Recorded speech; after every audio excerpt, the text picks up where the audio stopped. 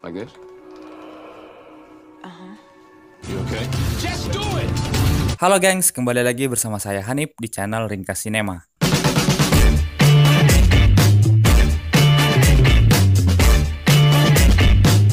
By the way, apa kabarnya kalian hari ini? Semoga kalian selalu sehat walafiat dan bahagia selalu sampai akhir hayat.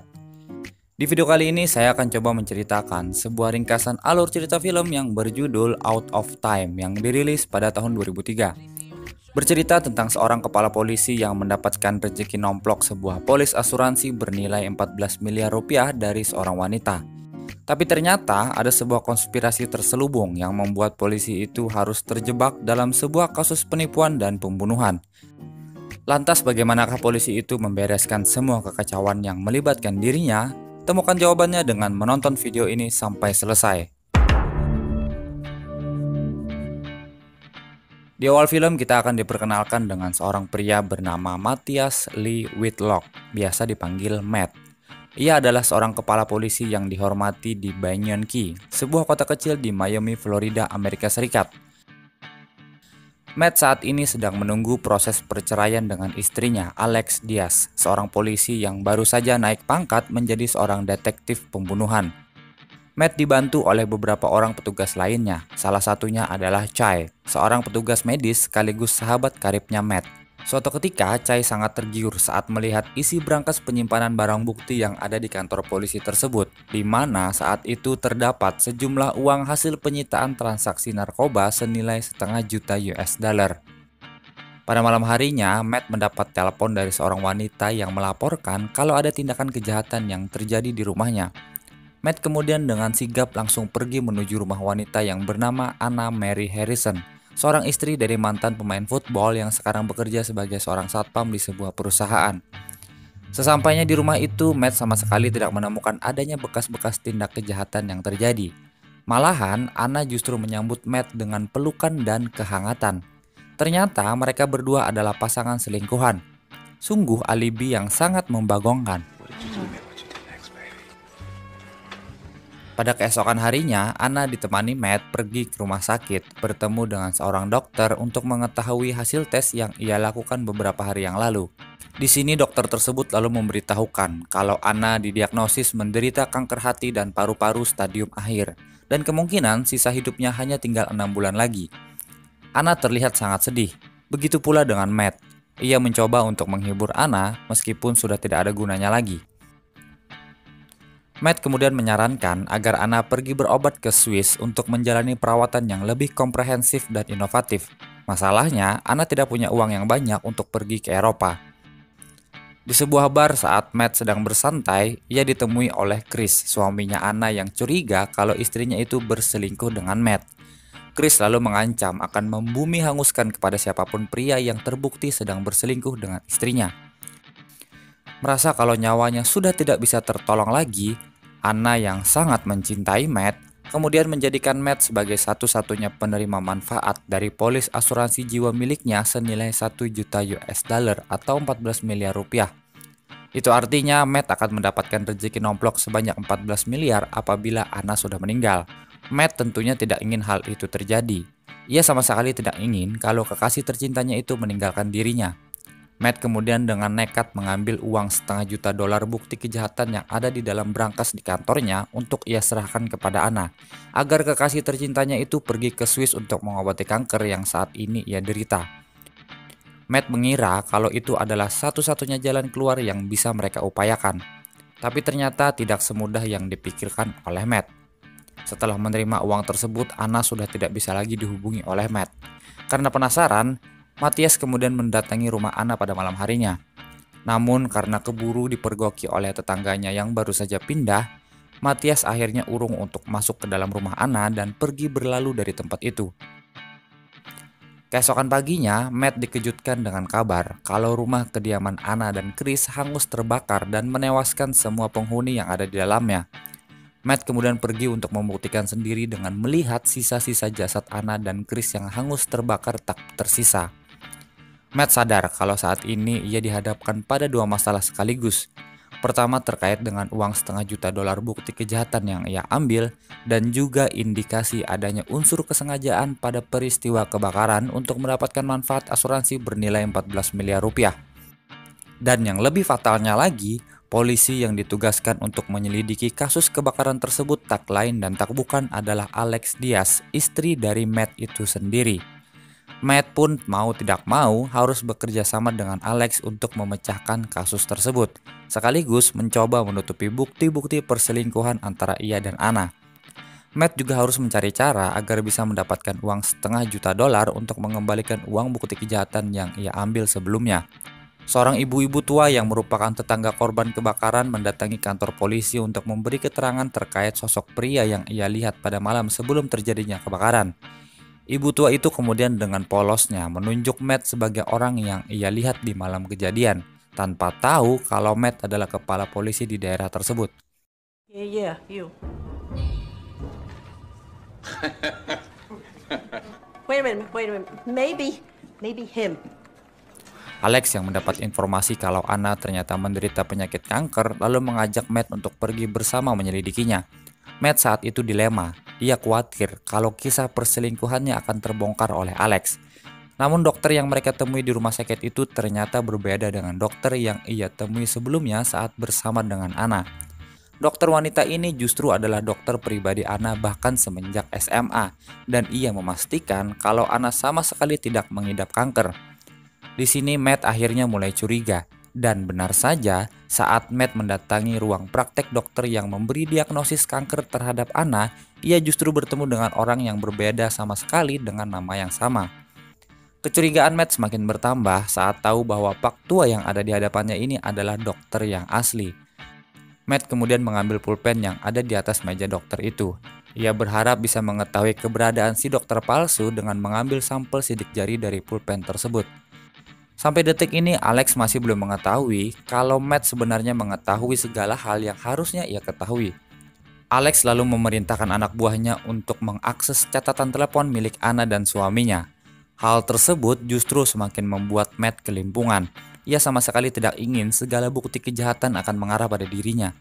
Ia kemudian dengan sekuat tenaga dan bersusah payah menyabotase pengiriman data catatan tersebut dengan memanipulasi hasil cetakan dengan terlebih dahulu men-scan dan mengeditnya.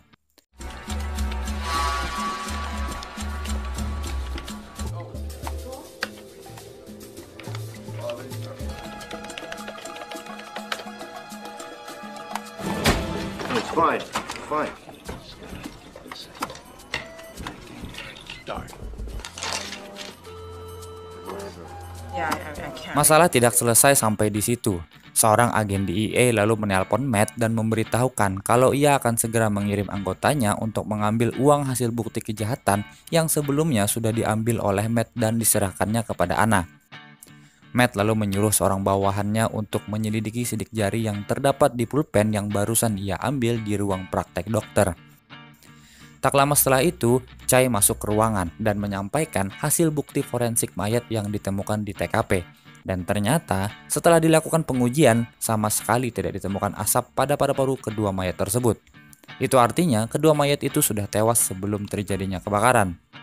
Matt akhirnya menceritakan semuanya kepada Chai, kalau saat ini ia sedang dijebak dan ditipu oleh Anna dan komplotannya.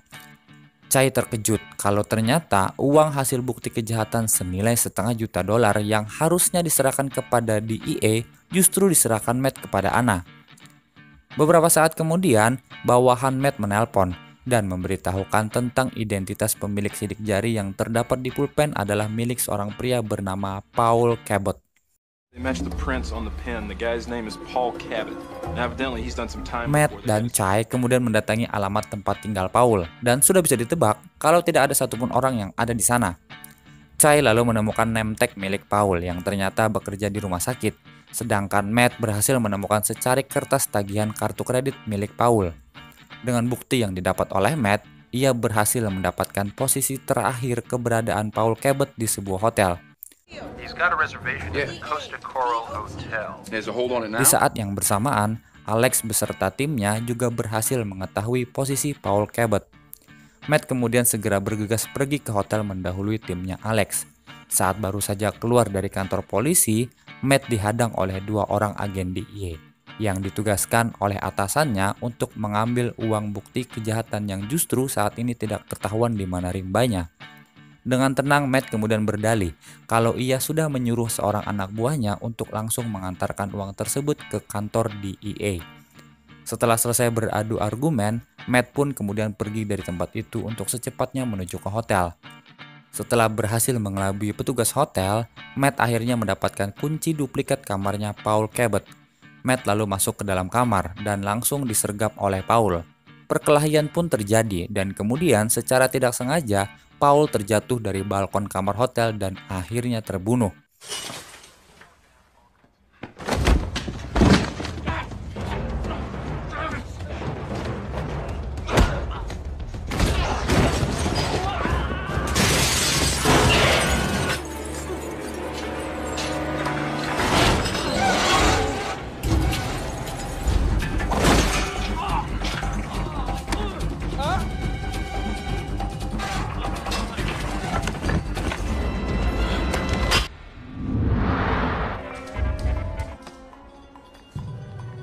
Matt kemudian akhirnya mendapatkan koper yang berisi uang bukti hasil kejahatan yang selama ini ia cari-cari.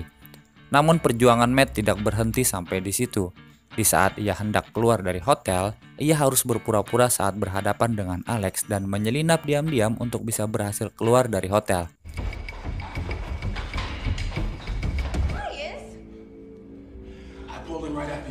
Did he come down?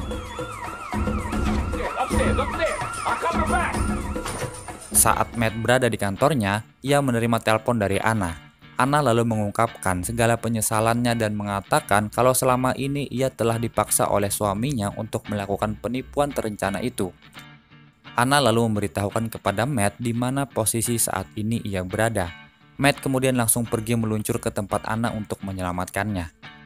Matt harus menyelinap keluar lewat jendela toilet karena ia tidak ingin kepergiannya diketahui oleh Alex.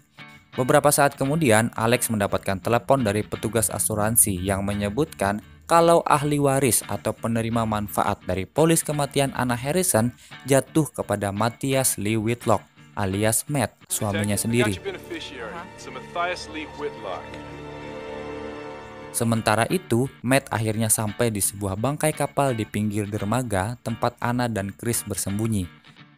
Di kantor, Alex menghadapi para petugas DEA yang ingin menangkap Matt karena terindikasi menggelapkan uang hasil bukti kejahatan. Di tempat lain, Chai yang sedang berkendara melihat GPS dan menemukan di mana posisi Matt berada. Dengan membawa koper, Matt lalu masuk ke dalam kapal tersebut. Saat ia hendak menyelamatkan Anna, ia terlebih dahulu harus berkelahi dengan Chris yang berusaha untuk membunuhnya.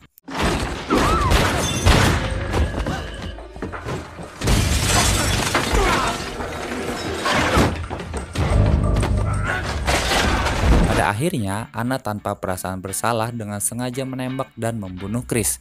Setelah itu, Anna kemudian menodongkan pistol ke arah Matt dan mengungkapkan kepadanya kalau selama ini dialah dalang dari segala rencana penipuan ini. Anna lalu menyuruh Matt untuk menyerahkan koper yang berisi uang hasil bukti kejahatan itu kepada dirinya. Tepat pada saat Anna hendak menembak Matt untuk yang kedua kalinya, tiba-tiba Alex datang dan langsung menembak Anna dan menolong Matt.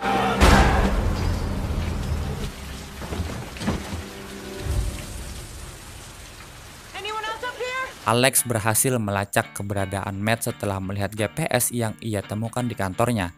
Ia kemudian menuduh Matt sengaja mencuri uang bukti hasil kejahatan dan ingin pergi bersama dengan Anna.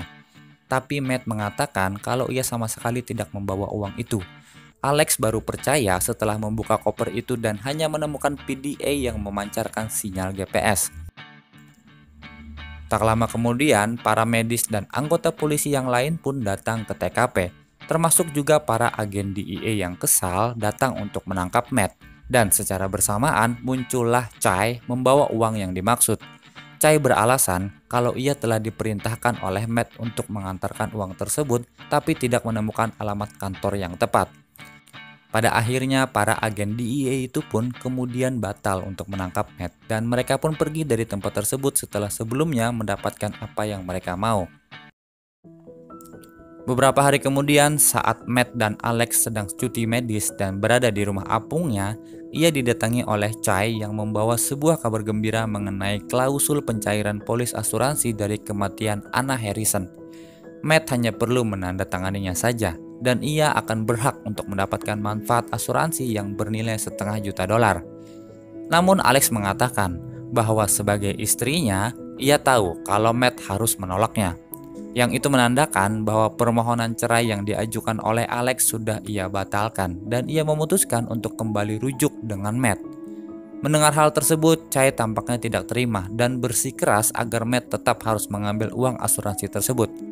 Sedangkan Matt dan Alex pergi dari situ dengan bahagia. Dan itulah dia akhir dari film Out of Time. Sekian dulu video dari saya, terima kasih sudah menonton video ini sampai selesai. Jika kalian suka dengan video ini, silahkan tekan tombol like dan share video ini kemanapun kalian suka. Mohon maaf jika ada salah kata dan cara penyampaian saya yang kurang berkenan di telinga kalian, dan sampai jumpa di video berikutnya.